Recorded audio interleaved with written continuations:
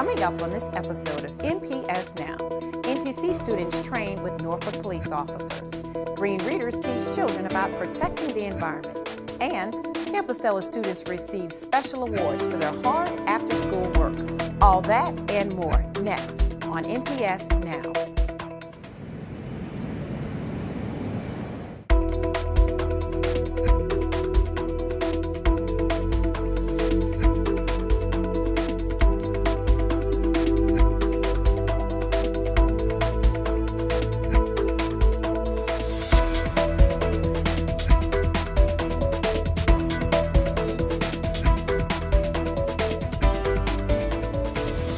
Hello and welcome to NPS Now, your source for news and information about Norfolk Public Schools. I'm your host, Karen Tanner.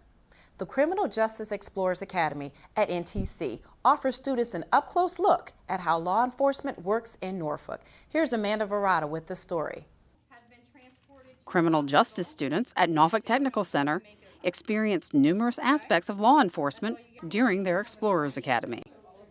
The two-year class, which runs from January through March, gives students a first-hand look at what it's like to work in the area of criminal justice. Among the special activities second-year students enjoy is the forensic investigation of a mock crime scene. On this day, students are divided into two groups. One investigates an attempted suicide, while the other investigates a bank robbery. They must take everything they've learned in class and put it all together to learn how to work a crime scene as a team. This morning we learned how to process a crime scene. We learned all the steps to it, all the procedures, how careful we have to be with it. It's very interesting since it's hands-on, you get a visual of it, and some people are visual learners like myself, so I would like to get hands-on activity more often. For a lot of them, it's structure, something that they don't have away from here. It's a family kind of oriented space for them now, and they work as a really, really big team. They're starting to see the big picture of how it really is in the real workforce. I think it just gives them a hands-on real life experience, or as close to real life as it can get. Since they're all in a criminal justice program and it's something that they're thinking about doing with their future, I think these type of interactions give them a better idea of what they're getting into rather than being surprised when they go to a police academy and not knowing what to expect. Students did get the chance to visit the police academy, where they received cadet training from actual instructors. The training was very physically demanding and mentally stressful, but it's designed to prepare officers for life and death situations while on duty. They are being pushed to their absolute limits today. Physically, we want to be able to simulate something that could happen on the street where they have to find strength that they didn't know they had. We want to be able to simulate that so that they can feel that strength that they had no idea they even had and be able to pull it out. At first it was kind of hard because I wasn't really into it, but I like it. I do. It's, teamwork, motivation, all that courage, commitment. They deal with serious things like, you can go out here, anything just can happen. Whether or not these students pursue a career in criminal justice, the unique opportunities they've experienced will ultimately help prepare them for their futures. I think it's a great opportunity. I think anything where they can get that hands-on experience or learn from other police officers, doctors, whatever it is they're interested in, I think is a great way for them to learn, and it gives them good mentors to have to help them in their future and what they decide to do at school and their careers. I want them to learn that there's nothing that they can set their mind to that they won't be able to do. Whether they decide to go into criminal justice or they decide to go off into another path, whatever it is, I want them to know that they can do anything they put their mind to. Seniors in the Criminal Justice Explorers Academy will participate in a special graduation ceremony at the 3rd Patrol Division later this month. Art students from Granby High School face the cold and wind in order to make a statement through the Inside Out project. Thanks to numerous community donors, this class put large pictures of their smiling faces on the wall of the Kemper building on Granby Street in order to raise awareness about treating others with kindness and respect. The Inside Out project is a global participatory project started in Paris, France with the artist JR, and anybody can participate, and you come up with a statement that you feel passionate about, that your group wants to paste, and ours is creating a culture of kindness, integrity, and peace by creating a chain reaction, and we kind of based it a little bit on Rachel's challenge that we did at our school. Basically, what I see it means to me is basically expressing your inner self outwards without lying to people, to help them, encourage them to be who they want to be. And I like the Inside Out project because it helps, I think it can help everybody to be who they actually want to be. Students at Berkeley Compostela Early Childhood Center got a special treat as volunteers from around the city came by to read to them during the Green Reader Program kickoff. This program, which is a partnership between Keep Norfolk Beautiful, Norfolk Public Schools, and the Norfolk Public Libraries, runs throughout the month of March and is designed to teach students about the environment and conservation. We bring volunteers to them to read stories about the environment to the most important stewards we have, the ones of the future. And it is these young people that we're trying to engender a spirit of understanding and commitment and responsibility about how they will go forward with important decisions. I think it's a great opportunity for the students to learn about the earth and recycling. Of course, today is Dr. Seuss's birthday, and so being able to read books to them specifically about the earth has been really good, and the students have enjoyed it as well. You have someone as young as 3 years old or 4 years old trying to understand what we can do to save the planet. You start to get that same person to go home and tell mom and dad and grandma and granddad and the sisters and the brothers, and I think that they become our greatest ambassadors. I was really misty-eyed because it's good to see the kids enjoying such a program and to know that we have had a direct hand in really bringing it to the kids and just making a difference in the lives of Norfolk's future generation. If you'd like to be a volunteer to be a Green Reader, send an email to knb@norfolk.gov or call 441-1347. The same day as the Green Reader kickoff, schools across the district celebrated Read Across America Day. This annual event, which recognizes Dr. Seuss's birthday, always brings scores of community members, city employees, and school administrators into our elementary schools to read to students. Nearly 60 students at Compostela Elementary were awarded Nook e-readers during the Rise After School Tutoring Academic Awards presentation. The e-readers went to children in grades 3 through 5 who dedicated themselves to 14 weeks of after-school tutoring in math, reading, and writing. The tutoring sessions were successful thanks to partnerships with Dominion Power and the Crispus Attucks Cultural Center. It's good to partner with Norfolk Public Schools because with all of the budget cuts that are in place, it's more important for more community partners to come to the table. You know, this is an investment in our children, this is an investment in our future, and an investment in the city of Norfolk. So we're very, very much a part, very happy to be a part of this. Well, I did math reading, and Miss Good was the reading. She helped me bring my reading grades, and Miss Henderson was the math, and she helped me bring my math grades up.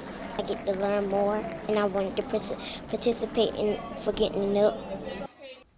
Lake Taylor High School staff and students celebrated the grand opening of their own student-run credit union. Lake Taylor partnered with Port Alliance Federal Credit Union to open the Titan branch, and it will be run by students currently in the economics and personal finance class. The executive director and president of the Virginia School Boards Association visited 3 of our elementary schools in February. They took extensive tours of the buildings and even enjoyed lunch at Ghent, all so they could find out how to best advocate for schools in our district and around Virginia.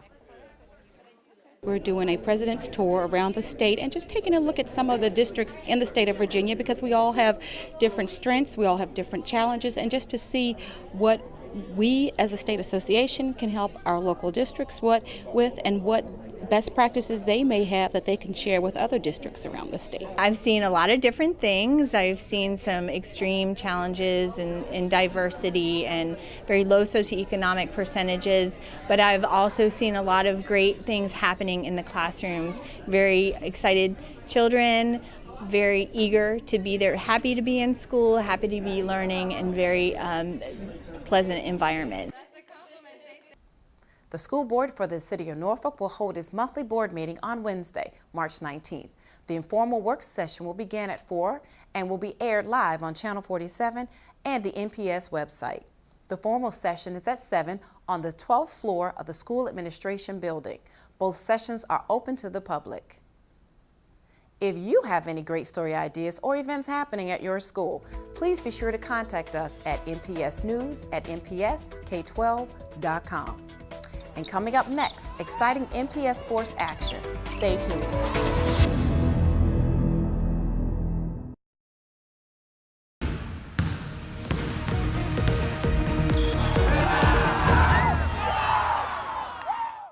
Lake Taylor was looking to take down Wilson for a third time this season and bring home the Conference 17 tournament title. A slow start saw the Titans down by as much as 19, but they plugged away in the second half. Steal by Joanne Williams. She missed the shot, but Andronette Cuffey is there for the putback.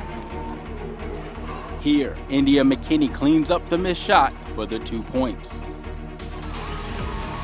Later, another steal and layup, this time by Taylor Whitley, put Lake Taylor within striking distance. Keeping the pressure on, Joanne Williams hits the mid-range field goal. The Titans got as close as 5, but couldn't get over the hump, as Wilson defeats LT for the first time since 2008. Booker T. Washington boys were looking to win the Conference 17 title against familiar foe IC Norcom. Billy Barnes pulls up to hit the mid-range jumper. Off the Norcom miss, Stephen Whitley weaves his way up the court. Passes off to Kentrell Cuffey, gives it back to Whitley for the deuce.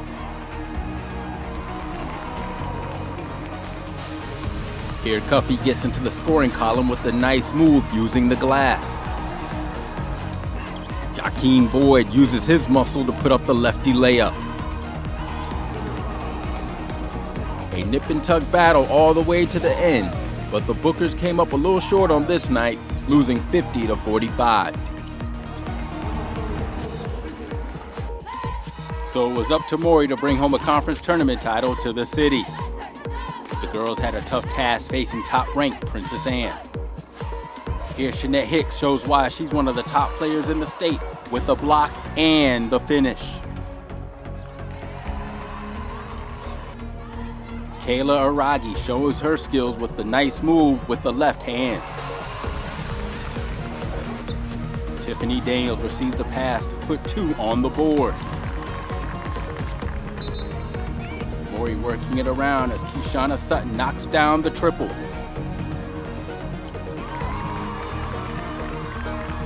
The Lady Commodores tried hard, but it just wasn't meant to be on this night, as Maury loses to Princess Anne for the 3rd time this season. Maury boys had their hands full as they took on the Stallions from Green Run. Here, Jaleel Ferguson finds himself open on the baseline for the field goal. Mike Bass-Knight takes it hard to the rack for 2. He didn't let a hurt ankle stop him from draining a 3 from the corner. Freshman Matt Coleman shows his range as he connects from 3 as well. Collecting the ball up high, Anthony Williams muscles into the paint for the 2.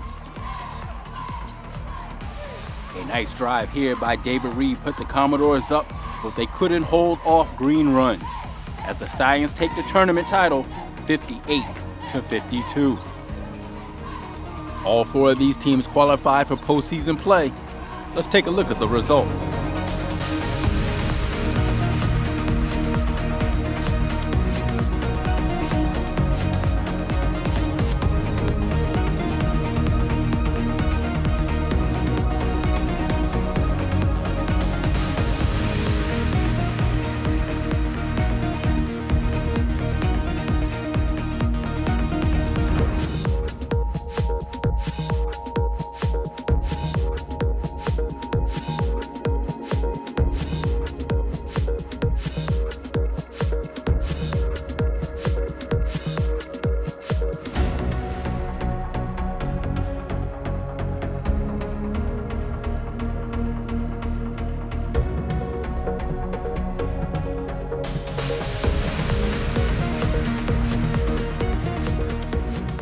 Congrats to Maurice Dion Dean, who placed third in the 100-yard breaststroke at the state swimming meet.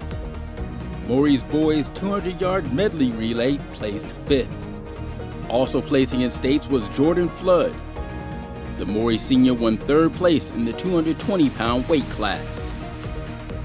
Aaron Williams from Booker T. Washington left the state track championship with a sixth-place finish in the 500-meter run. To check out results, standings, and schedules, log on to your big team's website. More NPS Now after this short break.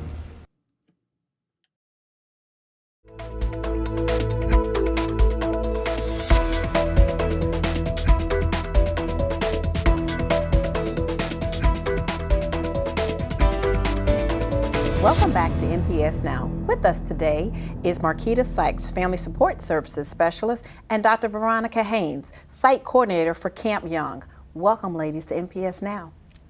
Thank you. Great to have you today. Thank you for coming on the show to talk about the great, new, exciting activities that's going to take place at Camp Young soon in April. Marquita, what's this new program you've created for learning for parents and students? The program is called Families to Camp, and it's going to be held on Saturday, April 5th, 2014, and the time is from 10 a.m. to 2 p.m. So what's this program? Why do you create this new program for parents and students? Yes, this is a great opportunity for our parents and our students to come together and work in workshops and sessions dealing with SOL strategies and activities. We want to give them some strategies and things that they can take home and to continue learning. And Veronica, or Dr. Haynes, the sessions are being held at Camp Young. Tell me how you're going to use the scenic atmosphere for learning. Well, Camp Young is a year-round instructional facility for students. And many of our parents have also been to Camp Young. So we thought it would be a great opportunity for parents to come out, enjoy the scenic intracoastal waterway environment, and to come learn with their children for a day. And Camp Young is a year-round program. Yes, it is. And we have students that come out to Camp Young for math, science, water safety, and the teachers continue instruction as well in English and social studies. So academically, what will those sessions look like? The sessions will be 1.5 hours. It will be totally hands-on, mind-on learning with parents and their students, creating great learning opportunities that can be replicated in the home environment. So what content areas are they going to be working in? They will be working with math, infusing science, and English, infusing social studies for kids K through 5, as well as kids 6th through 8th grade. So it's for elementary and middle school students, right? That is correct. So what's going to be the difference in instruction for the parents and the students? We will be totally SOL aligned, and we will be giving strategies that parents can do to complement learning in the home environment. So what's an example of one of the instructional things that the parents and students will be doing? Well, for K through 5, for example, parents will learn how to use math manipulatives with their students. They will also be taken outside in the environment to talk about science going on in nature, so that they can continue to talk about content on a daily basis with their children. So Marquita, why do we pick elementary to middle for this program? Well, we just really want to target all of our students. We know that the SOLs are coming up, and we wanted to have our parents actually come out and see some of the things that their kids are learning in school, that they can go home and continue to work with them in. Some of our sessions are going to have some activities that they do in daily life, such as going grocery shopping with your kids and recognizing words when you're in the grocery store, also cooking in the kitchen, all of the measurements and things that you can do with your kids to help them continue to learn. So we think that starting with the elementary from pre-K all the way up to 8th grade would be a great start for things that they can continue working with their kids at home. So how many parents, Dr. Haynes, do you think we're looking at coming to this program? We're anticipating up to 300 parents and students combined. We're prepared for an exciting day of learning, and we hope that we fill capacity on April the 5th. So how are we advertising this to parents? Well, yes, we are. We have it on our NPS website, and we're coming up here trying to let our parents know more about it. It also are flyers and registration in all of the elementary and middle schools. They can turn that flyer back into the parent liaisons at elementary schools or the office staff at the middle schools, letting us know that they're interested in coming, and then we can reach out to them and let them know about the transportation piece. So with that, within that 300, is there like a limit on how many parents per school can attend this event? Well, because of our spacing and limitations, we want we're still putting it out to all schools, but we're asking at least for about 5 families from each school to show up. So five families from each school to come. Yes. How's it looking so far? What, about 3-4 weeks out? Yeah, well, we just got the flyers out about 2 weeks ago, so they're getting their families and getting their things back in, and then they're going to give us the rundown at the end of next week of how many families. So when they go to the school and they sign up through the parent liaison, they get on the list, how is transportation being provided? Yes, we have NPS school buses that will be picking up parents in the elementary school nearest the address that they live. So are they going to have lunch? There will be lunch. Breakfast? No breakfast? No breakfast because we're starting at 10. Oh, okay. This sounds kind of exciting. I have an elementary school student that I think I may want to come to camp. Well, we'll be glad to have you. Wow. So tell me a little bit more. I'm interested on the middle school level too, because we have a lot of programs where the elementary school kids come to camp. But really, how are we going to take this information and get the middle school parents? And I know they say a lot of times the parents aren't as active in middle school, but how do you think we can really get those middle school parents engaged when you're there at camp? Well, I found that parents really get very involved when things are very hands-on and practical, and things that they can use to help their students to learn beyond the school walls. So we want to have a totally engaging day, keep them actively involved in learning. No sitting yet.